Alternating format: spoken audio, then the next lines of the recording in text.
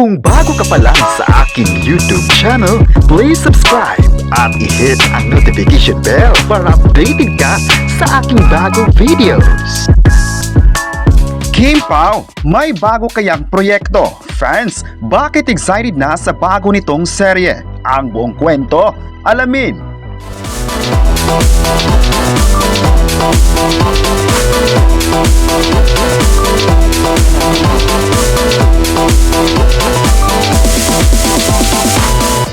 July 14, 2025, trending na naman ang Kim Pao dahil sa usap-usapang bagong serye nito sa Kapamilya Network. Maliban sa The Alibi serye, ay mapapanood pa ang sikat na tambalan sa TV.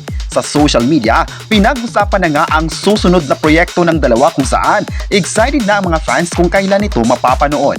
Maalalang nagkaroon nga ng meeting na noon ang big boss ng ABS-CBN tungkol sa bagong serye na gagampanan ng Kim Pao.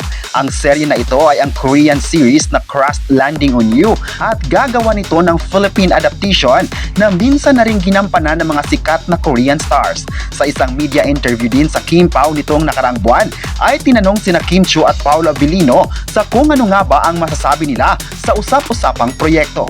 Ayon pa ni Kim Chiu, hindi niya sukat akalain na gagawin ang isang serye sa Korea kung saan lilipad ang buong production para makunan ang mga mahirap na eksena na hindi pwede sa Pilipinas. Malalang sa labas ng bansa ay may sapat na teknolohiya para mapaganda ang isang serye kaya kaabang-abang ito kung matutuloy na ang Crash Landing on You serye ng Kim Pao na posibleng ilalabas na rin ito sa susunod na taon. Ito din ay bunga ng successful serye nilang What's Wrong with Secretary Kim na ipinalabas din sa ABS-CBN. Marami nga nagsabing maganda kung matutuloy na ang serye na ito dahil maganda naman ang kwento ng Korean series kaya excited na ang mga fani kung paano bibigyan ng hustisya ng Kim Pao ang sikat na palabas na ito sa Korea. Ayon pa sa ilang insider, sisimulan na raw ang pag-shoot ng serye na ito ngayong taon para maipalabas na sa 2026. Sa ngayon naman ay hindi pa naglabas ang ABS-CBN kung matutuloy na nga ba ang nasabing serye dahil alam naman ng lahat na pabago-bago ang magiging desisyon. Pero if sila na talaga ang gaganap sa nasabing serye ay magkakaroon naman ito ng pasabog sa media. Dahil dito ay masaya ang mga fani dahil nabibigyan pa rin talaga ng exposure ang Kim Pao sa kabila ng intriga. Hindi na talagang makapaghintay ang lahat sa bago nilang serye at na The Alibi at pati na ang usap-usapang Crash Landing on You.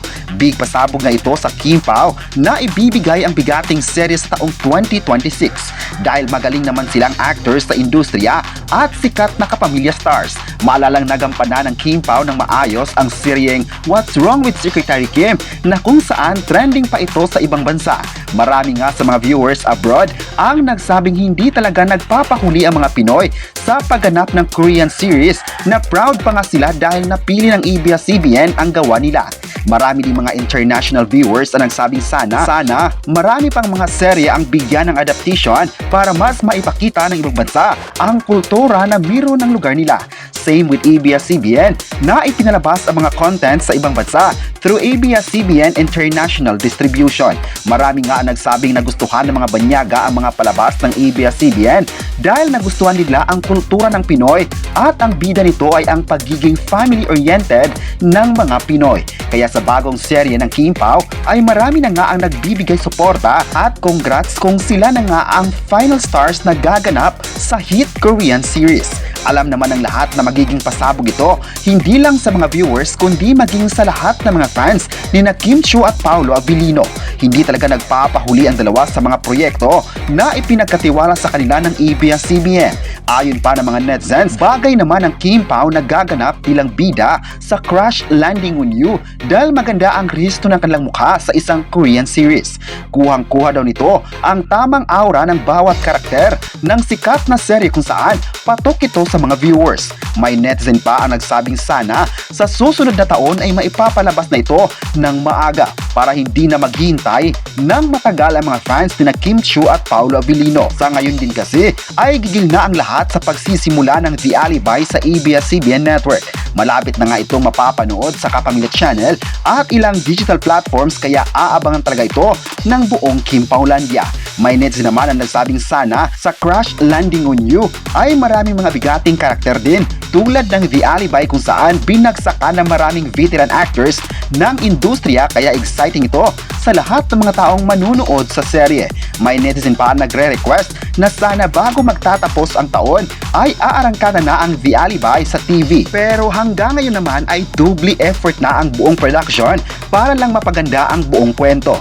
Ang lahat nga ng production ay sobrang excited na rin at the same time proud sa bagong serye na gagawin nila dahil iba ito sa mga seryeng nagawa na nila sa TV. Bagong mukha at bagong storyline na bagay na ikaka-proud ng direktor. May netizen pa nga nagsabing marami talaga ang nagmamahal sa Kim Pao dahil sa mga talent nila na magaling mag-portray sa iba't ibang karakter sa TV. Hindi naman raw mapapantayan ang versatility ng acting skills nila sa lahat ng mga projects nito.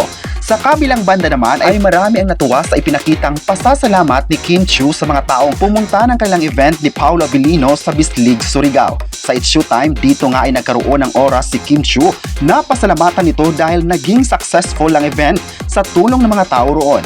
Naging mainit nga raw ang pagtanggap ng mga tao sa Bislig mula pa lang sa airport at hanggang matapos ang event. Kaya thankful ang kapamilya actress sa pagkakataon na iyon. Gayon din si Paolo Abilino na nagpapasalamat din sa lahat ng Kim Paulandia. Marami din ang natuwa kay Kim Chiu sa It's Showtime dahil kahit busy siya sa mga proyekto nito, ay nakuha pa nitong pumasok sa sikat na noontime program ng ABS-CBN, ang It's Showtime. Kaya ang mga komento ng netizens sa online world ay nagsabing isang magaling na actress at host si Kim Chiu dahil may oras pa rin siya sa mga viewers para pasayahin. Marami nga ang natuwa sa kanyang pagiging host sa nakaraang Pinoy Big Brother Collab The Big Night kung saan historical ang naging pagtatapos nito sa TV. Sa fans naman ni Kim Chiu ay proud ang lahat dahil sa ipinakitang active nito sa showbiz na patuloy na nabibigyan ng exposure ng kanyang home network. Ibig sabihin lang nito na marami sa mga tao ang believe sa kakayahan niya bilang isang actress. May nagsabi pa na hindi talaga iniwan ni Kim Chiu ang ABS-CBN kaya siguro ganun na lang kasikat ang actress dahil tuloy na tuloy ang mga ginagawang proyekto nito. Never kasi siyang huminto sa pagbibigay support sa istasyon na naging tahanan niya ng mahabang panahon. Kaya ang mga fans ay thankful at ipinagdasal ang good health ng Kim Pao sa mga serye nito. Aasahan kasi ng mga fans ang malaking eksena na gagawin nila sa mga projects nito. May netizen naman na nagsabing sana maging successful ang serye lang The Alibi at ang usap-usapang Crash Landing on You para excited do sa lahat. Abang-abang lang tayo mga kapresko kung sila na nga ang hawak ng isang serye ng sikat na Korean drama at kung sila man ay ipapakita na lang ang suporta sa Philippine actors. Kayo, ano ang masabi nyo na may bagong project ang Kim Pao sa ABS-CBN? I-comment na kung excited ba kayo kung sila na nga ang gaganap sa Crash Landing on You at huwag kalimutang i-subscribe ang ating YouTube channel.